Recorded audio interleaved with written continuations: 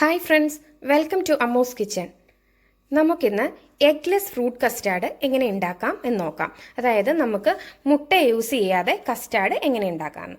അതിനായിട്ട് ഞാനിവിടെ 3 table spoon cornflour എടുത്തു വെച്ചിട്ടുണ്ട്, 2 ടേബിൾ സ്പൂൺ ഫ്രഷ് ക്രീം, ഒരു പഴം, ആവശ്യത്തിന് കാഷ്നട്ടും റൈസിനും എടുത്തു വെച്ചിട്ടുണ്ട്. ഇത് നമ്മുടെ ഇഷ്ടത്തിന് നമുക്കിടാം. കണ്ടൻസ്ഡ് മിൽക്ക് എടുത്തു വെച്ചിട്ടുണ്ട്. ഇത് എന്തോരം ഇടണം എന്നുള്ളത് ഞാൻ പറയാട്ടോ, നമ്മൾ ചെയ്യുന്ന കൂടത്തിൽ പറയാം. പിന്നെ 1/2 കപ്പ് ഓറഞ്ച്, 1 കപ്പ് ആപ്പിള്. ഈ ആപ്പിള് ഞാനിവിടെ വെള്ളത്തിൽ ഇട്ട് വെച്ചിരിക്കുകയാണ്. കളറ് പോവാതിരിക്കാനാണ് ഞാനിവിടെ വെള്ളത്തിലിട്ട് വെച്ചിരിക്കുന്നത്. പിന്നെ നമുക്കിതിലേക്ക് 3 കപ്പ് പാല് ആവശ്യമുണ്ട്. അതുകൂടാതെ ഒരു 1/4 കപ്പ് പാല് നമുക്ക് ഈ കോൺഫ്ലോർ കലക്കിയെടുക്കാനും ആവശ്യമുണ്ട്. അതുപോലെ തന്നെ യെല്ലോ ഫുഡ് കളർ എടുത്തു വെച്ചിട്ടുണ്ട്. ഇത് നമ്മൾ ഇതിനകത്തേക്ക് മുട്ട ചേർക്കാത്തത് കൊണ്ട് ഒരു കളറിന് വേണ്ടി മാത്രമാണ് ഇത് യൂസ് ചെയ്യുന്നത്. ഇത് വേണ്ടാത്തവർക്ക് അവോയ്ഡ് ചെയ്യാം. വാനില എസൻസ് എടുത്തിട്ടുണ്ട്. ഇത് 1 ടീസ്പൂണോളം നമ്മൾ ഇതിനകത്തേക്ക് യൂസ് ചെയ്യുന്നുണ്ട്. ഇനി ഇതിലോട്ട് നമുക്ക് ആവശ്യമായിട്ടുള്ളത് 2 ടേബിൾ സ്പൂൺ പഞ്ചസാരയാണ്. ഇനി നമുക്ക് ഇതെങ്ങനെയാണ് ഉണ്ടാക്കേണ്ടത് എന്ന് നോക്കാം. അതിനായിട്ട് ഞാനിവിടെ ഒരു ബൗൾ എടുത്ത് വെച്ചിട്ടുണ്ട്. ഇതിലേക്ക് നമ്മൾ എടുത്ത് വെച്ചിരിക്കുന്ന നമ്മുടെ 3 ടേബിൾ സ്പൂൺ കോൺഫ്ലോർ ഇട്ട് കൊടുക്കാം. 3 ടേബിൾ സ്പൂൺ കോൺഫ്ലോർ ഇട്ട് കൊടുത്തിട്ടുണ്ട്. ഇതിലോട്ട് നമുക്ക് 1 ടീസ്പൂൺ വാനില എസൻസ് ഒഴിച്ചു കൊടുക്കാം. അതോടൊപ്പം തന്നെ നമ്മൾ എടുത്ത് വെച്ചിരിക്കുന്ന യെല്ലോ കളറിൽ നിന്ന് ഒരു തുള്ളി ഒഴിച്ചു കൊടുക്കാം. ഇതിലോട്ട് നമ്മൾ എടുത്ത് വെച്ചിരിക്കുന്ന 1/4 കപ്പ് പാല് ഒഴിച്ചു കൊടുക്കാം. ഇനി ഇത് നമുക്ക് നല്ലതുപോലെ ഒന്ന് മിക്സ് ചെയ്ത് എടുക്കാം. കട്ടയില്ലാതെ മിക്സ് ചെയ്ത് എടുക്കണം. ഞാനിവിടെ കട്ടയില്ലാതെ നല്ലതുപോലെ മിക്സ് ചെയ്തെടുത്തിട്ടുണ്ട്. ഇനി നമുക്ക് എന്താ ചെയ്യേണ്ടതെന്ന് നോക്കാം. ഞാനിവിടെ ഒരു സോസ് പാൻ സ്റ്റൗവിലേക്ക് വെച്ചിട്ടുണ്ട്. ഇതിനകത്തേക്ക് നമുക്ക് 3 കപ്പ് പാൽ ഒഴിച്ചു കൊടുക്കാം.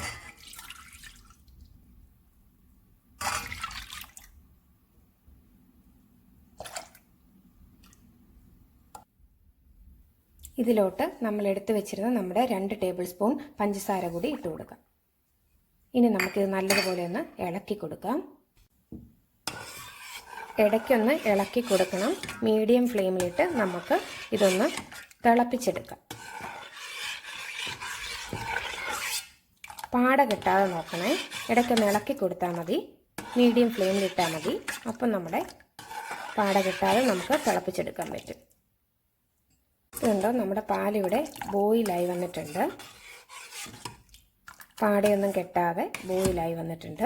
നമുക്കിതിലേക്ക് നമ്മൾ എടുത്തു വെച്ചിരിക്കുന്ന കസ്റ്റാർഡ് മിക്സ് അല്പമായിട്ട് ഒഴിച്ചു കൊടുക്കാം. ഈ സമയത്ത് നമുക്ക് തീ ഒരു ലോ ഫ്ലെയിമിലേക്ക് ആക്കി വെക്കാം.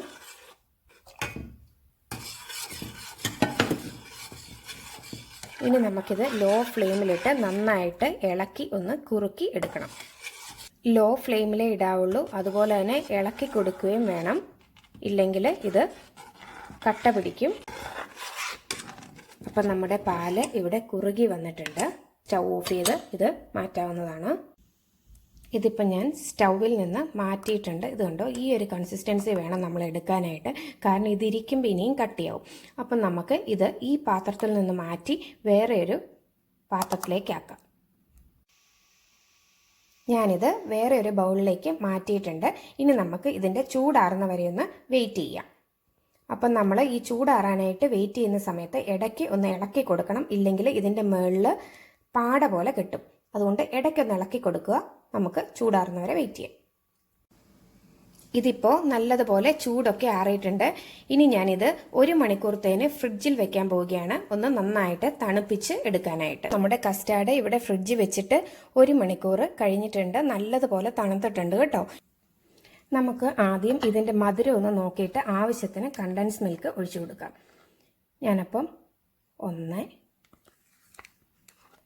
2 ടേബിൾ സ്പൂൺ കണ്ടൻസ് മിൽക്ക് ഇവിടെ ഒഴിച്ചു കൊടുത്തിട്ടുണ്ട്. ഇനി നമുക്ക് നന്നായിട്ടൊന്ന് ഇളക്കി കൊടുക്കാം. ഇനി നമുക്ക് ഇതിനകത്തേക്ക് നമ്മൾ എടുത്തു വെച്ചിരിക്കുന്ന റൈസിൻസും കാഷ്നട്ടും ഇട്ട് കൊടുക്കാം. ഓറഞ്ച് ഇട്ട് കൊടുക്കാം. ആപ്പിൾ അരിഞ്ഞു വെച്ചിരിക്കുന്ന ഇട്ട് കൊടുക്കാം. ഒരു ബനാന അരിഞ്ഞു വെച്ചിരുന്നത് ഇട്ട് കൊടുക്കാം. നമുക്ക് എന്തൊക്കെ ഫ്രൂട്ട്സ് ഉണ്ടോ അതെല്ലാം നമുക്ക് ഇതിനകത്തേക്ക് ഇട്ട് കൊടുക്കാം. എന്നിട്ടിത് നല്ലതുപോലെ ഒന്ന് ഇളക്കി യോജിപ്പിക്കാം. ഇതിലോട്ട് നമ്മൾ നേരത്തെ എടുത്ത് വെച്ചിരുന്ന നമ്മുടെ ഫ്രഷ് ക്രീം കൂടി ഒഴിച്ചു കൊടുക്കാം. എന്നിട്ട് ഇതെല്ലാം കൂടി നല്ലതുപോലെ ഒന്ന് ഇളക്കി യോജിപ്പിക്കാം. ഇനി ഇത് നമുക്ക് ഫ്രിഡ്ജിൽ വെച്ച് നല്ലതുപോലെ തണുപ്പിച്ച് എടുക്കാം. അപ്പോൾ നല്ലതുപോലെ തണുത്തിട്ടുണ്ട്. നമ്മുടെ എഗ്ലെസ് ഫ്രൂട്ട് കസ്റ്റാർഡ് ഇവിടെ റെഡി ആയിട്ടുണ്ട്. എല്ലാവരും ചെയ്ത് നോക്കണേ. Thank you for watching. Please like, share and subscribe.